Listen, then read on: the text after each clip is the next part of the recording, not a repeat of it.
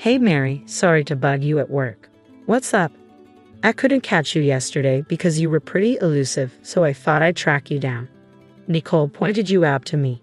You probably already know, but I'm seeing John.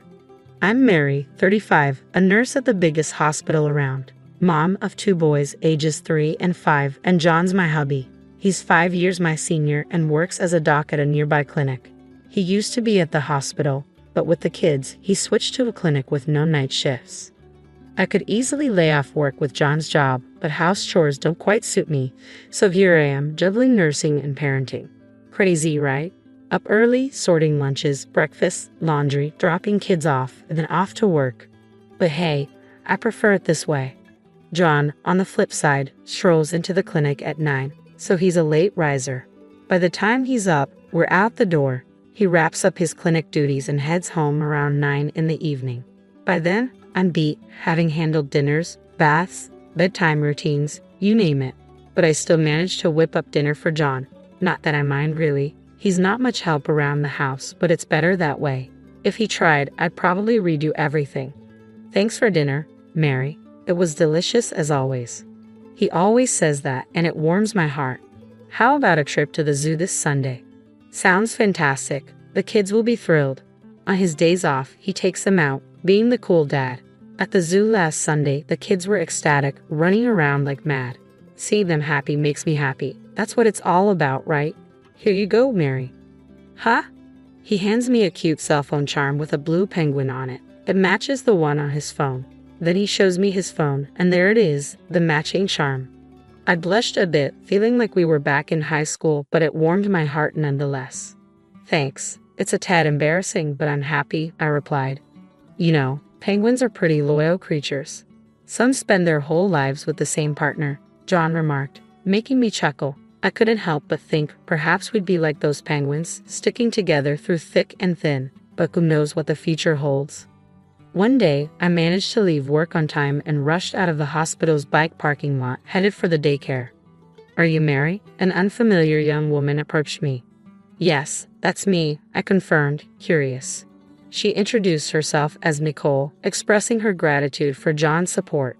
Her sudden appearance caught me off guard. She was strikingly beautiful with long hair, not someone I knew well. Are you here for a checkup today? I asked, puzzled. No. Just passing by. Sorry if I startled you, Nicole explained before leaving. Her presence left me uneasy. What could she possibly want in the bike parking lot, meant only for hospital staff? That evening, I asked John about Nicole's visit. A woman named Nicole greeted you today at the hospital. Who is she? I inquired. Huh. She's a nurse at my clinic. I'll ask her next time, John replied, seeming surprised. His eagerness to end the conversation left me feeling distrustful. I encountered Nicole again about 2 weeks later, this time outside our house. It was when the daycare called, informing me that our eldest son had a fever and needed to be picked up. As I biked home with the kids, I spotted a figure waiting in front of our house. I immediately hit the brakes, pulling my bike to the side of the road. Though they were a bit distant, I could unmistakably recognize John and Nicole. I dialed John's number just to confirm. Hey Mary, what's up? I'm pretty swamped at work right now, he answered, even though he was clearly standing in front of our house. I'm sorry, our eldest son has a fever, so I'm heading home. Thought I'd let you know, I explained. Got it. I'll try to wrap up early today, he replied before hanging up.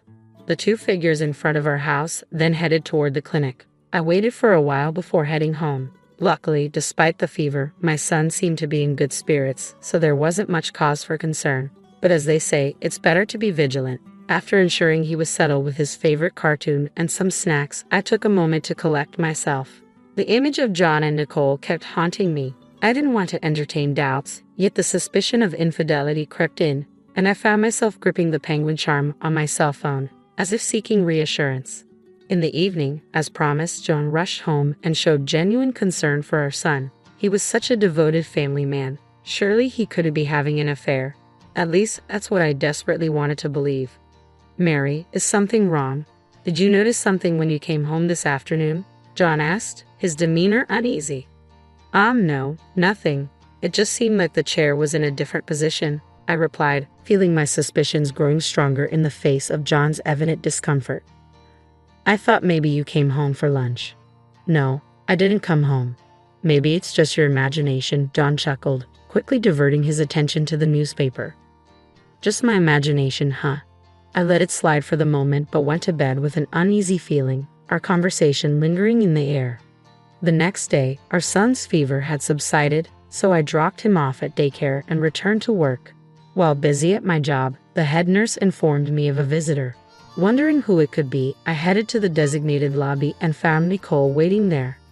"Hello, Mary. Sorry for interrupting you at work," she greeted me. "What can I do for you? I saw you hiding yesterday and thought I should say hi, so here I am," Nicole explained.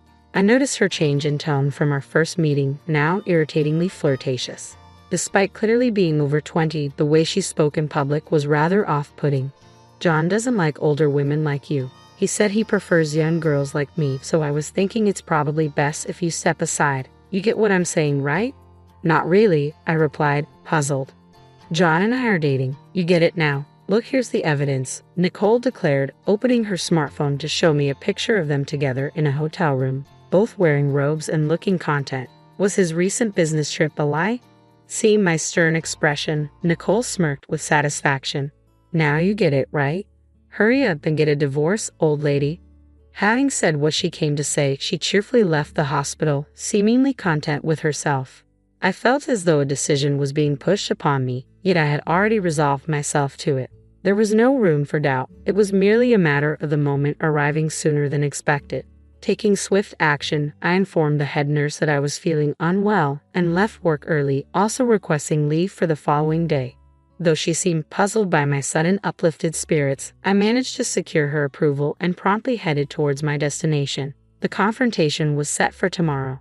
The next day, I found myself seated in the director's office of the clinic where John worked, with my father, who also happened to be the director, sitting across from me. He scrutinized the photos and documents I had laid out on the desk, his expression grave. Yes, from the moment I first met Nicole, I had enlisted the services of a detective agency to investigate John's infidelity, aiming to dispel the unease I had been feeling. Fortunately, I had the means to do so. Regardless of the outcome, I viewed it as an investment in securing a positive future for my family and had commissioned a month-long investigation. Despite Nicole's limited contact, the evidence gathered over the past 2 weeks was damning. It revealed that she had accompanied John on his recent business trip, sharing the same room. Furthermore, even in their daily lives, they spent considerable time together. They had been meeting almost every day during the breaks between John's consultations, even at our own home. My father's expression soured, but he lifted his gaze with a determined look. "Mary, what do you want to do? Consider the children and weigh your decision carefully," he urged. "I'm filing for divorce," I replied resolutely. I empathized with my father's plight, but my resolve remained unshaken. As I delivered my decision, he sighed, asking for a moment before dialing John's extension on the internal phone. After a brief interval, John, oblivious to the situation, entered with a smile upon seeing me. "Mary, you're here. Are you off work today?" His smile faded as he noticed the spread of photos on the table, his face draining of color with each passing second. What is this?" he stammered, his eyes fixed on the incriminating evidence before him. "John, you've been having an affair with Nicole. With this much evidence, denial isn't an option. We're getting a divorce?" I stated firmly. "A divorce? Why? This was just a fling. What I value is you and our family," John protested, his voice tinged with desperation. "Nicole came to disrupt my work, claiming you weren't interested in older women like me," I countered. "That's not true. You're beautiful and you're not old," John interjected, bewildered. My father promptly called for Nicole, startling her. "Doctor, you called for me." Nicole entered, visibly pleased to be personally summoned by the director, though her expression faltered upon noticing the tense atmosphere. "Nicole, could you explain these pictures?" my father inquired, gesturing towards the evidence on the table. Nicole's brows furrowed momentarily before she composed herself, wearing a smug smirk. "I apologize, doctor. John and I are dating. Of course, I know about Mary, but I could support him as a housewife. This way, he can concentrate on his work and be a devoted father," Nicole declared confidently, seemingly mistaking my father for John's own. "John, visibly shaken, appeared at a loss for words while my father turned to me with a solemn inquiry. Mary, have you decided to break up with John? I'll ensure you're compensated and will take good care of the children, so please don't worry. I couldn't help but chuckle at Nicole's dramatic speech, though she didn't seem amused. Instead, she appeared slightly irritated. It's not severance pay, it's alimony. And since I'll be the one raising the kids, I'll need child support from John, I clarified matter-of-factly. Well, that can't be helped, but I'm glad you agreed to the divorce. Now I can be with John, Nicole continued, seemingly on a roll. Stop it, John muttered under his breath, but Nicole, caught up in her momentum, didn't seem to hear him. Well then, as soon as you're ready, could you leave the house? Nicole's words were abruptly halted as John grabbed her shoulder to silence her. Her surprised gaze met his, and John spoke up. Nicole, I'm sorry, it was just a fling. My family is important to me, and I can't be with you, he confessed, causing color to drain from Nicole's face. Why? You told me you were divorcing her to marry me. You said you'd make me the wife of the future director, and I believed you. I don't understand, Nicole protested, her confusion evident. You told me you're not into older women like her. You said how lonely you are with her, always at work and not at home, she continued, her tone pleading. It felt like I was witnessing a messy breakup unfolding before my eyes, and my impatience began to grow. That's enough. I'm filing for divorce from John. I'll be seeking alimony from both of you, and John, you'll need to pay child support too. That's all, I declared, attempting to conclude the conversation. My father, understanding my temperament, chuckled and interjected, well, since my daughter said her piece. Wait, did you just say your daughter? John interrupted, visibly stunned. Yes, Mary is my child and John is my son-in-law, my father clarified, causing Nicole to panic. What happens if he's no longer the heir? Can't he live in that big house anymore? Nicole panicked, realizing the implications. Mary, I'm truly sorry. John suddenly fell to his knees, bowing deeply to me. Nicole, now realizing she was nothing more than a fling, was left stunned. I can't ask for your forgiveness, but could you possibly give me another chance? John's desperate bowing likely stemmed from the fear of losing his job.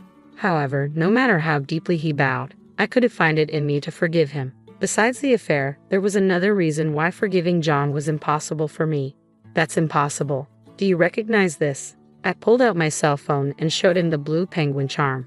John's face paled, confirming his guilt. Yesterday, when John showed me the photo at the hospital, I had been elated. We had matching charms, and he had shared with me the significance of penguins mating for life. I cherished the blue penguin charm he had given me, but now I noticed something crucial. Nicole also had the light blue charm on her phone. Yes, Nicole confirmed. John bought it for me. Admitting defeat, John confessed to buying it. That's why it's impossible. We should break up. Nicole has the exact same one, not just a different color. That tells me enough about your feelings. I can't forgive you, no matter what. Please, Mary, John pleaded, but my father intervened, expressing his outrage at John's betrayal and Nicole's disruption of clinic discipline.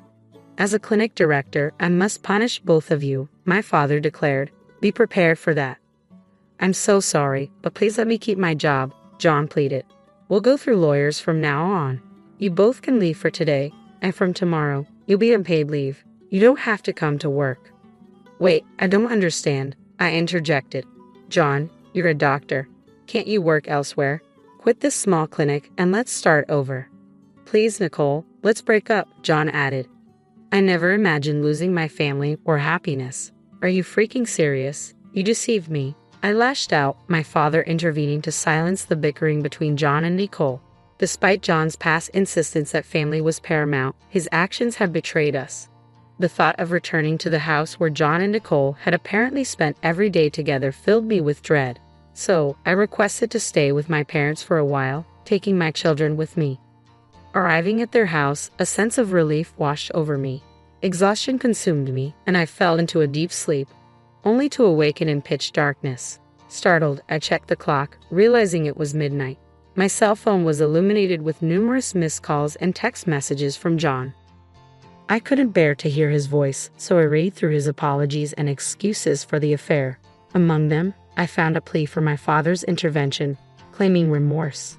A cynical laugh escaped me. It seemed John's remorse was more about securing his position at the clinic. Fury and pity overwhelmed me, leading me to forcefully tear off the penguin charm from my cell phone and discard it. A wave of sadness engulfed me, tears flowing freely even in the dead of night. My mother, awakened by my sobs, offered her comforting presence, staying by my side throughout the night. Family's warmth enveloped me, and as I yearned to build a family like this, my tears continued to flow. The next morning, I awoke feeling lighter. Though my mother expressed concern, I've always been one to bounce back quickly. I had completely cut off all emotional ties with John. That very day, I met with a lawyer introduced by my father and swiftly arranged for alimony and child support. I left the rest to the lawyer and resumed my daily life. It took longer than expected, but eventually the lawyer informed me that the divorce was finalized. John had put up a fight, unwilling to let go of both the marriage and the clinic. However, he eventually agreed to a settlement after realizing he had little chance of winning in court. Once the divorce was finalized, Nicole and her parents discovered the news and pressured John into marrying her, citing our child. I had demanded substantial alimony, and John was left with almost no money after paying the lump sum for child support. Nicole was furious at the turn of events, neglecting housework, which led to constant arguments between them. The lawyer kept me informed of these developments. Moreover, although my father now ran a small clinic, he had a vast network from his previous role as a department head at a large hospital. News of John's situation spread quickly in the area, making it challenging for him to find employment as a doctor elsewhere. Whether he would leave town or find a different job was of little concern to me now. My father decided to rent out our former house to someone he knew, respecting my desire not to return there. I resolved to build a new home for my family of 3 with my own finances. Until then, I planned to stay at my parents' house to care for my children. Despite my young age, I jokingly mentioned to my parents that I wondered if there might be someone else out there for me. They laughed, teasing me about my impatience. My brother invited us to stay at his place and said we wouldn't have to pay rent or bills. I work with money and my husband Charlie fixes cars. We live in the house where I grew up. But it's not just any house. It's been in my family for a long time and used to be where my dad ran his business. My brother was supposed to take over the business, so he studied economics in college. He even went to Oxford University to learn more about running a business. After that, he came back to the US and worked with our dad for a while. When our parents retired and moved away, they gave the business to my brother and the house to me. So my husband and I decided to live there. The house is in a great spot, close to public transportation and other important places like shops, hospitals, and schools. It's perfect for us now, and even when our kids grow up and move out, we'll still be comfortable here. I'm really thankful my parents gave me this house. We were excited about our future here, but things took a bad turn unexpectedly. My mother-in-law started visiting a lot after we moved in. She kept asking about my parents' money because they used to run a business. She'd say things like, "Hey Maya, how much money do your parents have? What will you get when they pass away?" It made me uncomfortable. I didn't want to be rude, so I just said, "I'm not sure. I haven't thought about it much. They gave us this house, so maybe there won't be much money left." I tried to brush it off, but she kept pushing, saying, "That can't be true. They're getting old. They must have talked to you about their money." It seemed like she was really interested in their wealth, like she was expecting to get something. I already knew what I would inherit, but I decided not to tell her or my husband, who's close to her, to avoid any more trouble. Something really unexpected happened next. Out of nowhere, my mother-in-law and my brother-in-law's family moved into our house. It was a holiday morning around 8:00 a.m. when the doorbell rang. I opened it to find movers standing there. I was shocked and confused. Then my mother-in-law and brother-in-law's family showed up and said, "We're moving in here today, so take care of us." When I saw their smirking faces, I felt a shiver down my spine. My husband woke up, and when I asked him what was going on, he seemed unfazed and said, "What's the problem? There's plenty of space in this house for all of us." He acted like it was totally normal for them to move in. As if that wasn't surprising enough, my sister-in-law said something even more unbelievable. She said, "We were invited by your brother, Maya.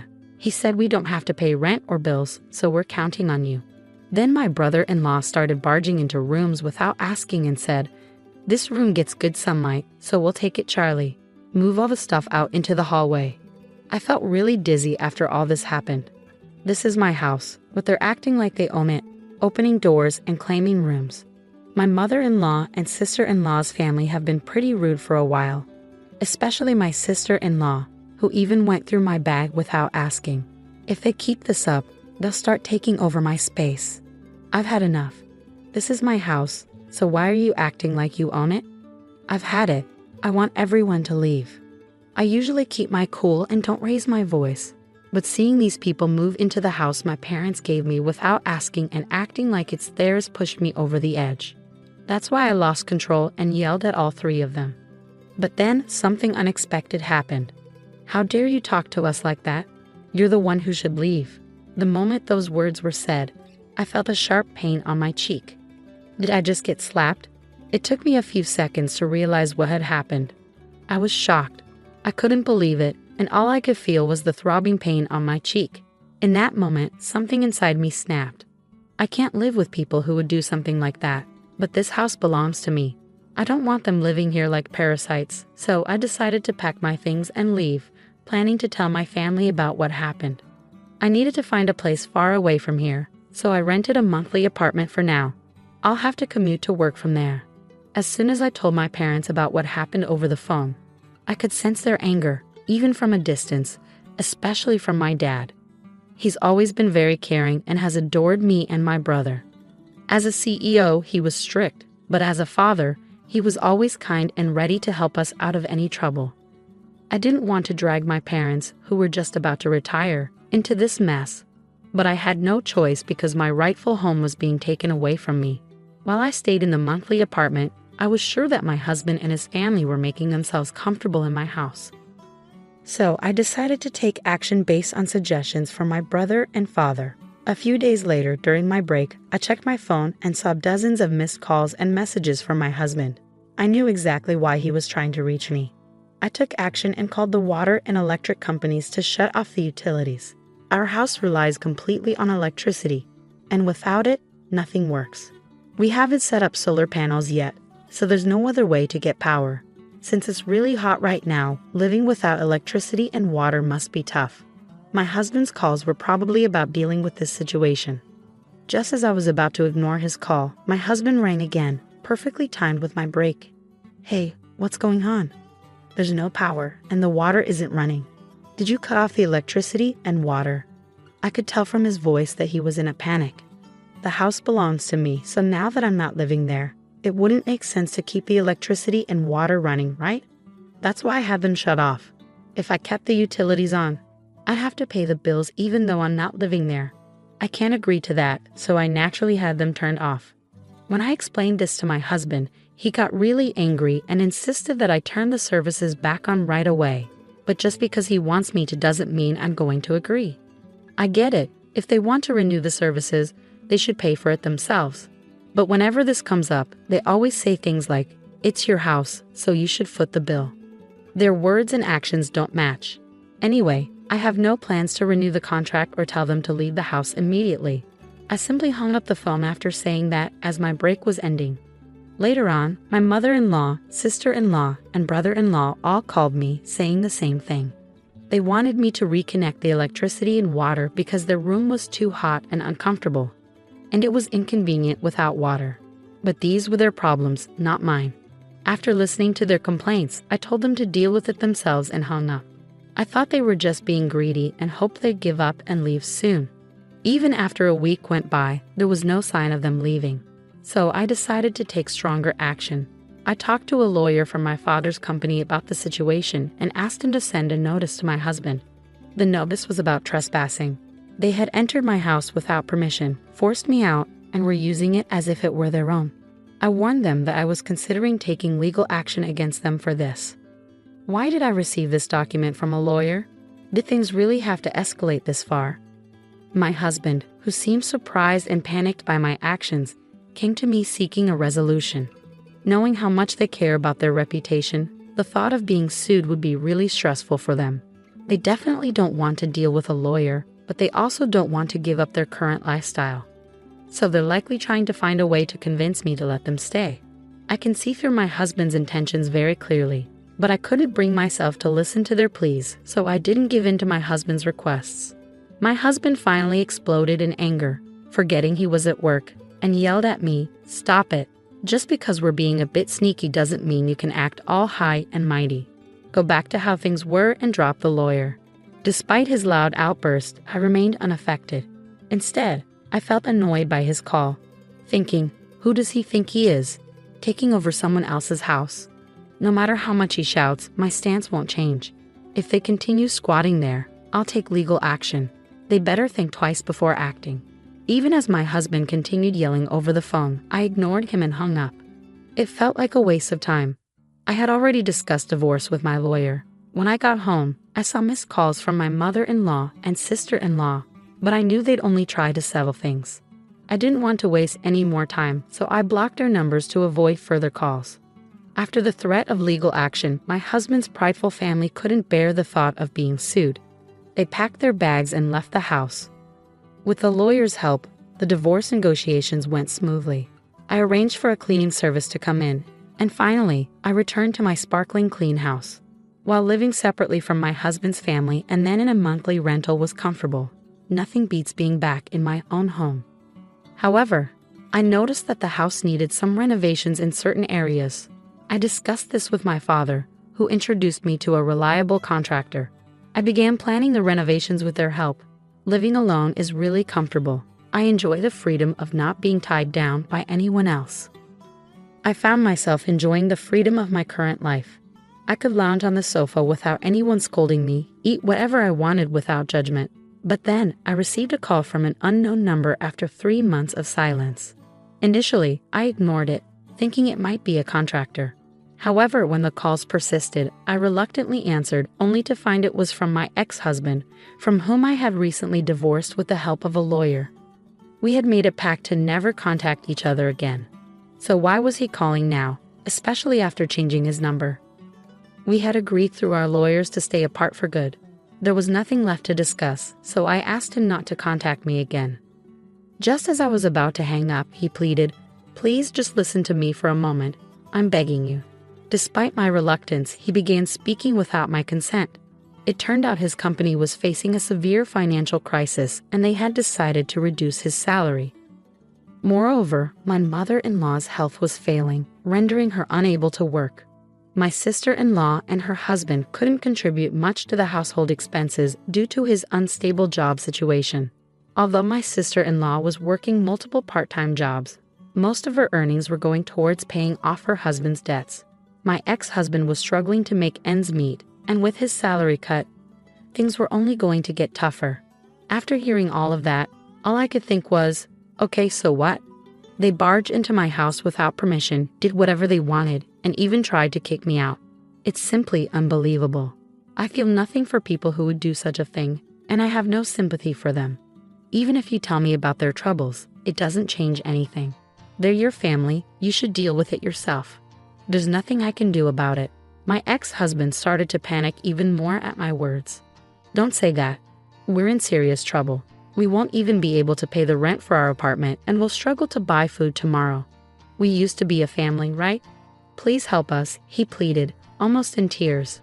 But I wasn't convinced. When I was in trouble, he did nothing to help, and he, along with my mother-in-law, looked down on me.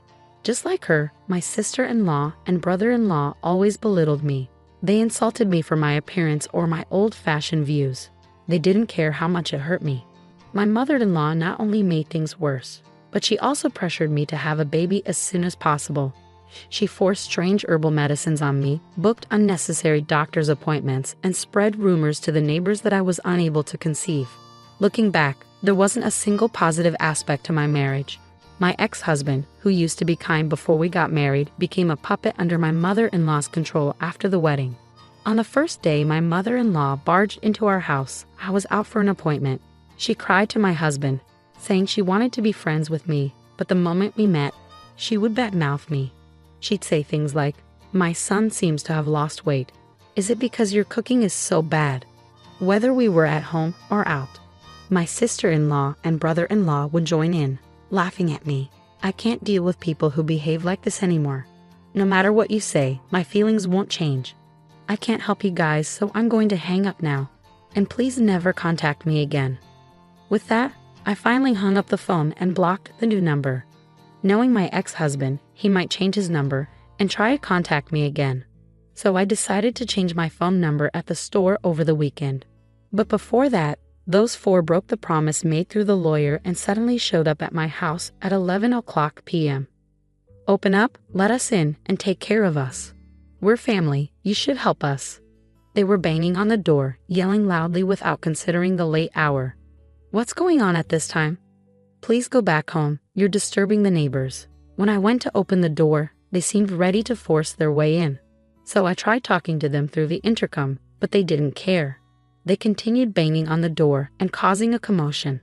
I couldn't believe I was dealing with people behaving so recklessly. I felt overwhelmed and considered calling the police when I heard sirens approaching from outside. It seemed a neighbor had taken the initiative as soon as they heard the police sirens. The group, startled, thought I had called the police and attempted to flee. However, with a crowd gathered, escape wasn't an option. Consequently, they were escorted to the police station by the responding officers. I was questioned about the incident and I explained everything that had transpired. News of my ex-husband and his companion's actions spread rapidly in the neighborhood. Among the crowd was a co-worker of my ex-husband's, and by the next day, the entire office was aware of the situation. Already struggling due to a salary reduction, getting the police involved sealed my ex-husband's fate with his employer. He was fired, unable to afford his apartment rent anymore. Financial strain created tension between him and his sister's family, leading to their shared living arrangement coming to an end. Now, Charlie resides in public housing with his mother, working multiple part-time jobs to get by. Even his mother has taken on part-time work, eager to contribute financially. Hi, I'm Claire, and I'm 34 years old. Let me tell you about the time I decided to get back at my mean mother-in-law who was determined to make my life miserable. I tried to be patient and ignore her behavior for a while, but eventually I couldn't take it anymore. Let me explain a bit. Whenever my mother-in-law gave me something, it was never very good. Like on our wedding day. This present is from my mother-in-law, Justine. Let's see what's inside. It's a used spatula. Well, thank you. And on my 31st birthday, Justine, you really shouldn't have. What's inside? Oh, it's, what exactly is it? It's a shovel, dear. Ah, how nice. But it looks a bit old. It's a fixed-up shovel. I later discovered she took it from the neighbor's shed and gave it to me. Another time, when I hosted a dinner party, she brought the cheapest bottle of wine she could find. At that point, I wished she wouldn't bother doing anything for me at all. But what really bothered me were the times she insisted on cooking for me, only for the food to taste awful every single time. At first, I was understanding. Not everyone is a great cook, and that's okay. I thought it was the thought that counted, not necessarily the taste. But then I learned that the same dishes she made for me tasted amazing when she cooked for other people. After trying to convince myself otherwise for a while, I realized she was intentionally making my food taste bad. Claire, try my casserole. I made it. I'm really full from all the food you've given me.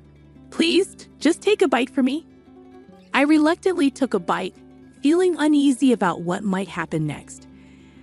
As expected, the casserole tasted terrible. It made me wonder if she was trying to harm me with it. You might be wondering what my husband thought about all of this. Well, he didn't believe me. I didn't blame him. It's tough to accept such a strange idea, especially when it's about your own mother. But I kept asking him to try the food she made for me, hoping he'd see what I meant. Every time, he'd dismiss me, saying I was imagining things. Sometimes he'd almost try it, but Justine always stopped him. Hey, that food is for Claire. I made it just for her, considering her dietary needs. Yes, I have specific dietary needs because I'm a vegetarian, but I married into a family that loves their meat. So whenever there's a big family meal, my mother-in-law, Justine, would make a separate dish for me, which I appreciated. But it always seemed like she didn't put much effort into it. After realizing she was messing with my food, I tried to understand her.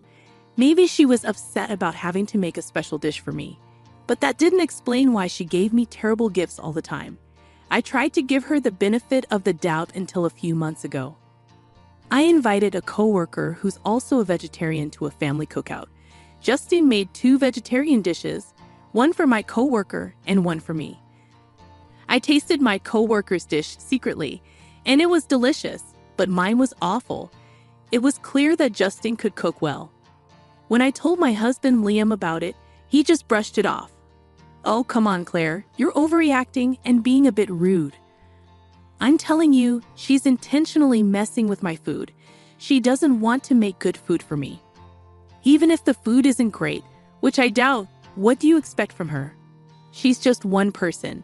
Maybe you could help her out in the kitchen, especially with vegetarian dishes. I've offered to help many times, but she gets defensive and thinks I don't like her cooking, which you don't. And when I suggest things, she gets upset. There's no pleasing her. Maybe you should bring your own food to gatherings then, even if it seems rude. It's not like you have a serious allergy. You're just a vegetarian, and everyone can make vegetarian food. But remember Lucy, your coworker? She was nice. Yeah, Lucy's food was great, even the vegetarian dishes. They both took a moment to think about everything. Liam sat down on the bed, thinking deeply. "Well, say something," Claire urged. "Look, you're my wife, and I love you. I want to trust you, but I think you might be imagining things. I understand that my mom can be odd with gifts, but sabotaging your food, that's really messed up and dangerous, isn't it?" "Exactly. One time, I swear I smelled bleach in my food. I had to make an excuse to go to the bathroom so I wouldn't have to eat it." "Claire, maybe because you and my mom don't get along, you're seeing her differently than the rest of us. She's a fantastic cook." "I agree. After trying Lucy's food tonight, I'm sure she can cook well, but for some reason, she doesn't put in the effort with me." "Enough. I won't let you talk badly about my mom anymore. She's a great cook. You're imagining things." I was frustrated. How many times did I have to convince him I was telling the truth? I decided to prove it. I waited for the next family gathering to make my move. About a month later, my mother-in-law called. "I'm good, thank you. How about you?" "Oh, I'm excited. We're having another family gathering this weekend to celebrate Uncle JJ's return from France. Can you and Liam make it?" "Of course, Justine. We wouldn't miss it." "Oh, that's great. Uncle JJ prefers simple things, even though he's from France. So we're keeping it casual with sliders and sandwiches. You can even bring your coworker friend again. She was lovely." "Unfortunately, she can't make it this time, but Liam and I will be there." "Oh, that's too bad. But I'm glad you both can come. Oh, one more thing before I forget. I've decided to get you some special plates to make it easier to separate vegetarian and non-vegetarian dishes. They're beautiful navy blue plates." "No problem, Justine. Thank you. Okay, see you soon." After hanging up, I couldn't help but feel uneasy. Normally, different plates wouldn't bother me, but knowing what I knew about her, I realized it was just another way for her to make me feel isolated from everyone else. Everyone else in the family always enjoys their meals, but mine are always terrible. So when I complain, I look picky and fussy. But that's not true. There are rumors going around that I'm just being difficult, and I wish I could prove them wrong by sharing my food. But Justine always stops me and gets upset if I don't eat what she made. Sometimes I manage to avoid eating it, but usually I have to force it down quickly to avoid tasting it. Whenever I visit, I dread it and can't wait to leave and make my own food. But this weekend was different. I was excited because I had a plan to show everyone that I wasn't making things up. I had real concerns and everyone needed to see that. The weekend came and Liam and I brought our coleslaw to the barbecue. There was so much meat everywhere. Even the meat lovers thought it was too much. Despite my initial worries, the party was going well. I was enjoying chatting with my in-laws and playing with my nieces and nephews. But when Justine called us to the dining table, my stomach churned with dread. I forced myself to smile and sit next to Liam.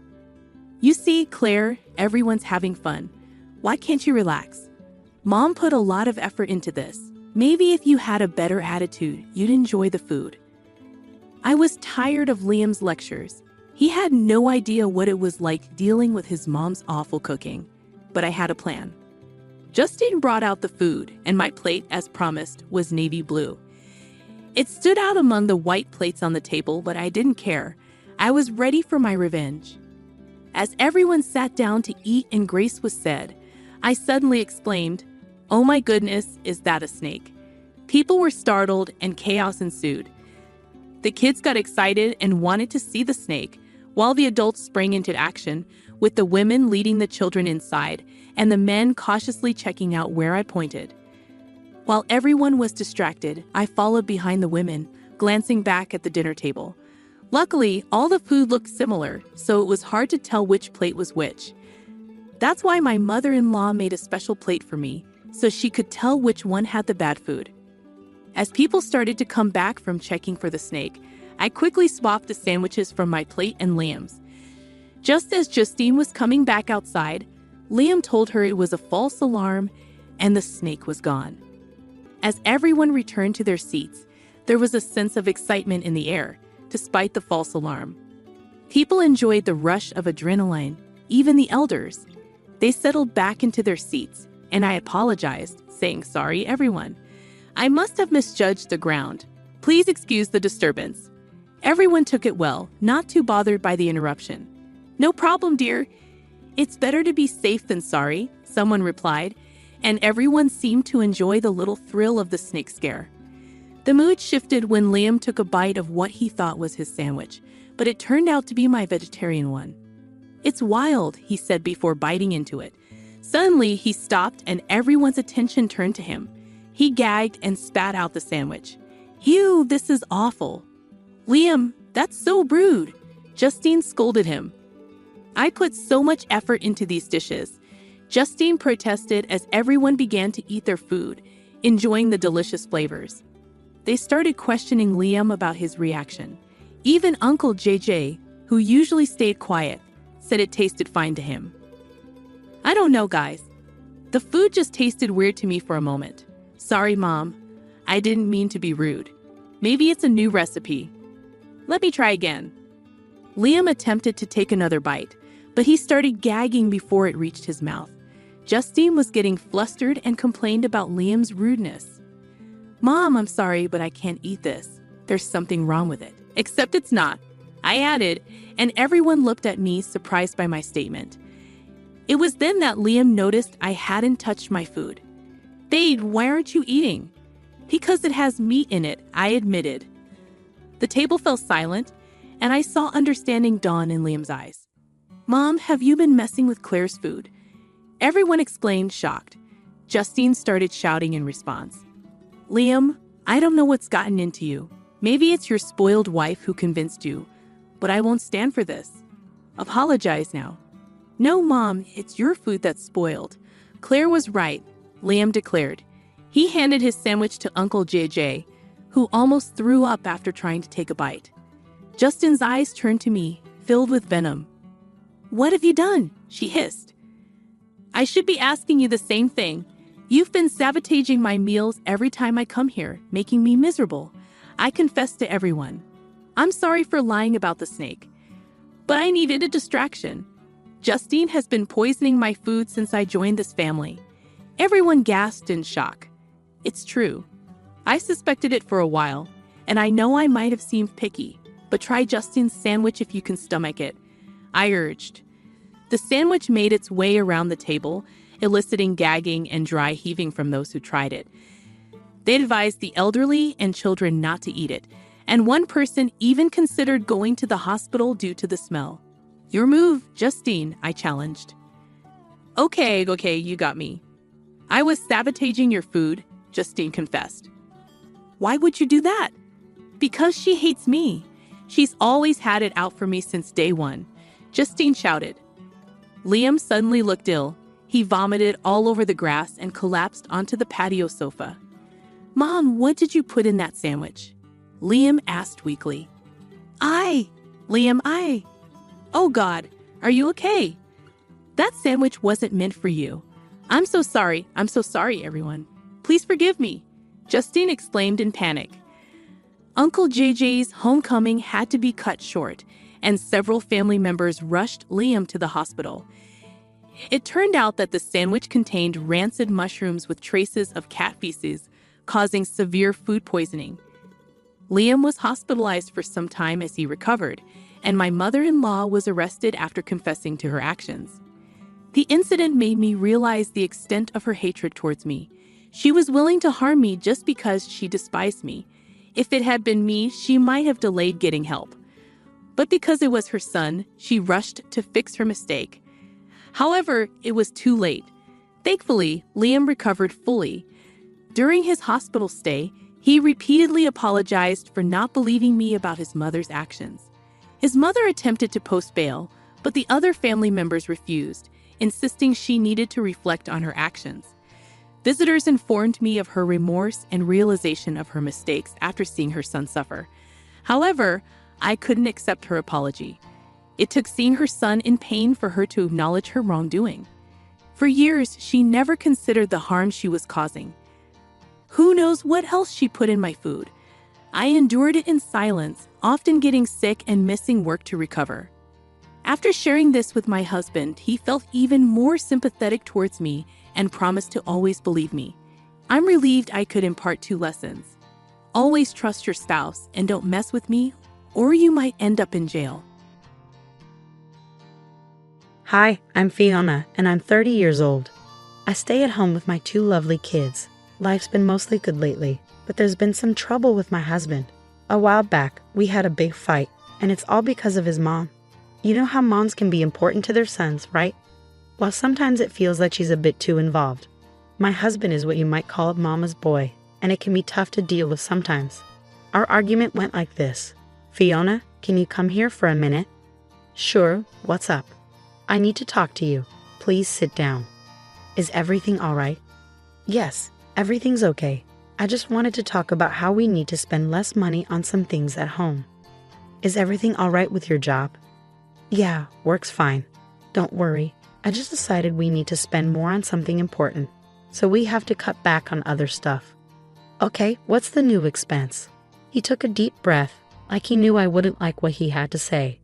I'm going to start giving Mom some money every month. It won't be a lot, but she's getting older and she needs some extra cash. I felt unsure and puzzled. It didn't seem right to me to give money to someone who already had plenty. My mother-in-law, Rita, had a successful business, and since she was a widow and her kids had moved out, she didn't need more money. I told my husband how I felt about it, but he tried to reassure me.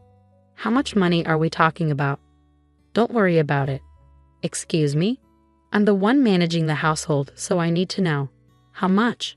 I'm going to send her $4,000 every month. I was shocked. $4,000 a month? That seemed crazy to me, considering that's what many people spend in total each month. He'd be giving her all that money for basically nothing. I tried to argue with him, saying it wasn't possible, but he wouldn't budge. Our argument got so bad that we ended up sleeping in different beds that night. We're well off, but I always try to be smart with our money so we don't waste it.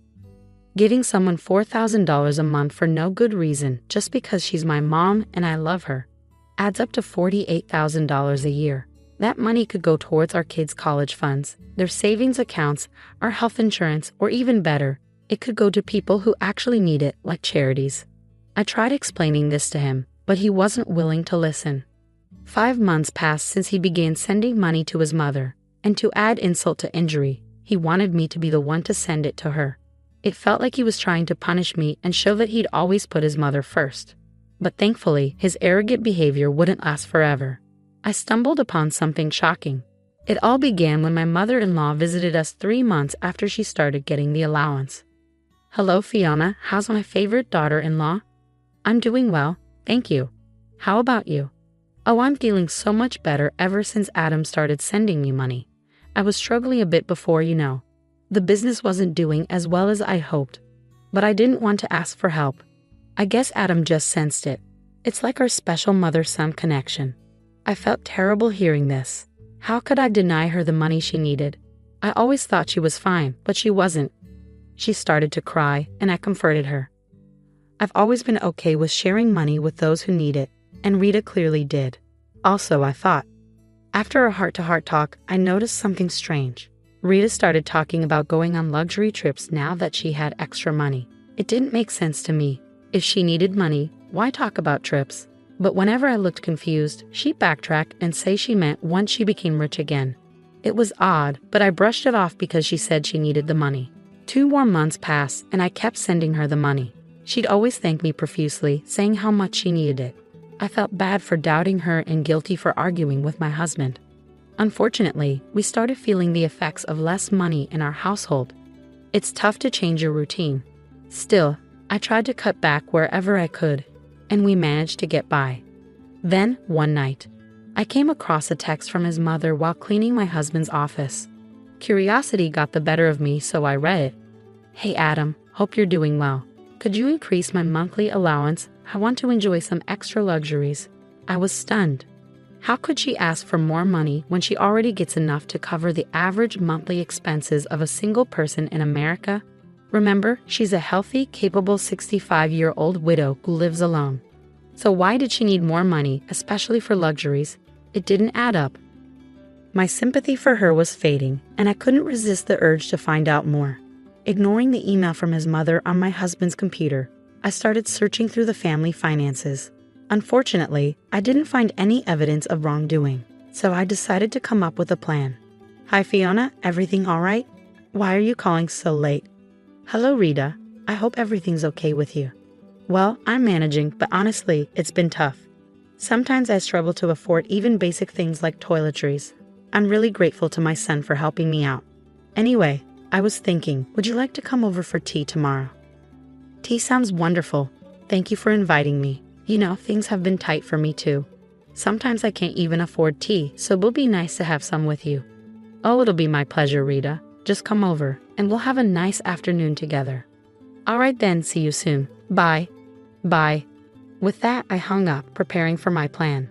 The next day, Rita came over, and we had a lovely time. As we were chatting during our afternoon tea, Rita excused herself to use the bathroom. This was my chance to snoop around. I quickly went through her purse and found her phone, which was unlocked.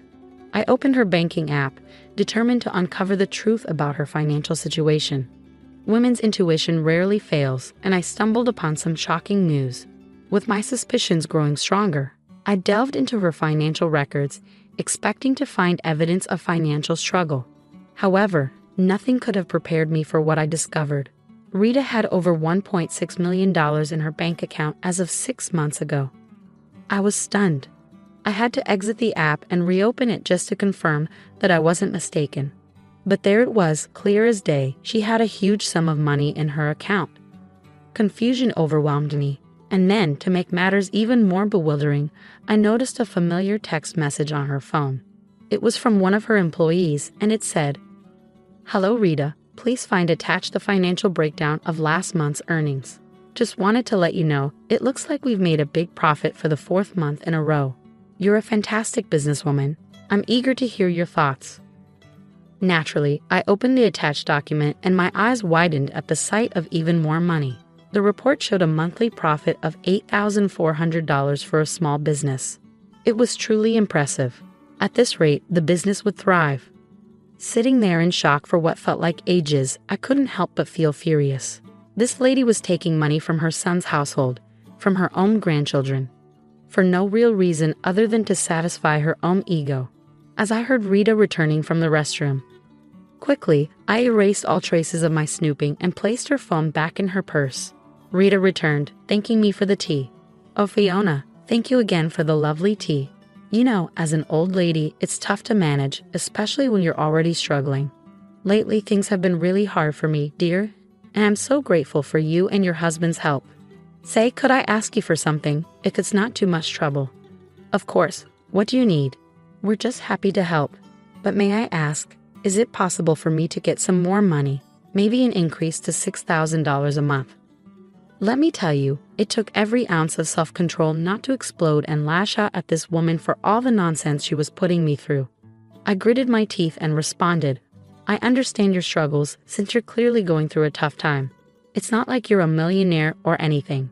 She froze for a moment, a subtle reaction that I might have missed if I didn't know what I knew. But because I was aware, I caught it. Luckily for her, she quickly recovered. Oh no, of course not. If I were, I wouldn't be asking you, darling. So what do you say? Unfortunately, I don't think we can manage an extra $2,000. As soon as I said this, Rita's smile faded, replaced by what seemed like irritation.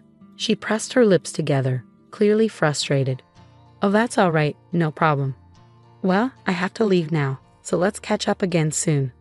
She left in a hurry, almost as if she had just been rejected by a lover, and wanted to escape to avoid embarrassment. Now, knowing she was a liar and a thief, any sympathy I had for her vanished. I debated whether to tell my husband what I found, but I decided against it. He needed to see her true colors for himself, especially after he criticized me so harshly. It was a painful lesson he needed to learn on his own. A couple of days passed, and it was time to send my mother-in-law her monthly allowance of $4,000. Despite having the money from my husband, I chose not to. I wanted her to feel the shock and disappointment when the money didn't arrive later that day. It would be a wake-up call she sorely needed. Just as I anticipated, my husband called me a couple of hours later. What's going on? What do you mean? Why are you upset? Don't play dumb, Fiona. I know what you're up to. Why haven't you sent Mom the allowance? I'm getting tired of your games. You won't believe what I found out. There's a reason behind what I'm doing. Listen, I understand you care about your mom. I'm sorry if you feel I don't appreciate that, but you need to hear me out. You don't even earn a dime to have a say in how we spend our money. It's my money and I'll decide what to do with it. So when I say send money, you do it. You're just a housewife. Remember that. His words shattered my heart. How could he talk to me like that? I was stunned. All the anger I'd bottled up for so long suddenly erupted. So I decided to fire back. You know what your problem is? You don't appreciate me. You think being a housewife and mom is a breeze. Well, let's see how easy it is without me. I'm not sticking around to be treated like this. But before I go, check your mother's bank account. Don't bother calling me until you've done that. Have a nice evening. Fiona, wait, I didn't mean. I hung up. I was fed up with being treated like dirt. Sometimes life throws challenges our way to remind us to take a break. I've been working so hard, and it's all taken for granted. Let's see how he manages without me, especially when he finds out his mom's a liar and a thief. I sent him the pictures I took of his mom's bank account while I was investigating. Then I switched my phone to Do Not Disturb mode. I packed bags for me and the kids and checked into a nearby hotel, not wanting to disrupt their school routine. They asked why we were staying in a hotel, and to spare them unnecessary worry, I told them our house was being fumigated, so we needed to stay here for a while. I said Daddy would stay in another hotel. I couldn't bear to burden my sweet angels with the truth. They didn't eat to suffer when I was already struggling. I needed to heal for them first. Even with my phone on Do Not Disturb, messages flooded my inbox from both my mother-in-law and my husband. But I was too drained to deal with it all, so I spent the night relaxing and playing with my children. Morning came, and I was woken up by a phone call. Hello, Miss Fiona. There's someone named Adam here who'd like to meet you. We have to confirm if you know each other for safety reasons. Yes, I know him. He's my husband. You can let him know my room number. Adam arrived at my door, and I opened it. He immediately hugged me tightly, squeezing me tightly. Oh my gosh, I'm so sorry for everything. I saw the evidence you sent me, and you were right not to give her any more money. He began to cry in my arms, and I comforted him.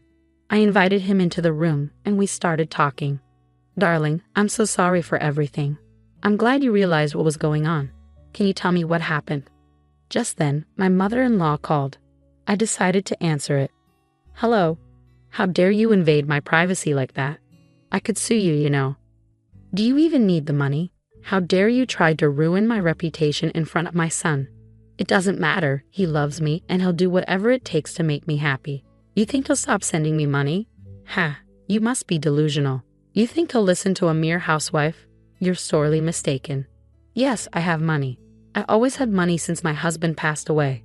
I just like to control Adam sometimes so he doesn't get too arrogant. He needs to remember that mommy comes first. The voice on the phone wasn't my mother-in-law's. It was like a monster, so different and filled with malice. Her yelling woke up the children.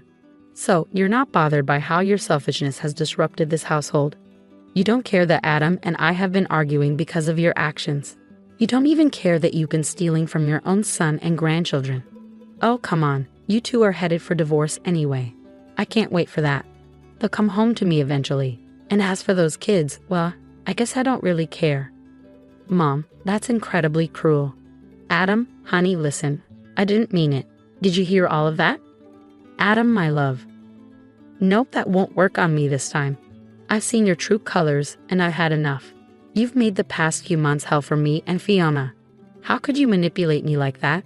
I'm your son. What kind of evil has possessed you to do such a terrible thing? I can't even imagine. I fell for your tricks, but my wonderful wife Fiona saw through you all along. She knew something was off, but I shouted at her and disrespected her. Not anymore. Fiona is my real family, not you. I never want to hear from you again. Adam, wait. But I have no one. Maybe that's how it should be. Click. Adam ended the call, and though he was upset, I could see a sense of relief in him. He'd been manipulated like this his whole life. Realizing that must have been a heavy burden, but it was lifted now. For the rest of the day, Adam apologized to me and the kids for his behavior and distance. He admitted he couldn't even survive one night without me. He's realized his mistakes and promised not to repeat them. And as for his mother, he meant it when he said he didn't want to hear from her again.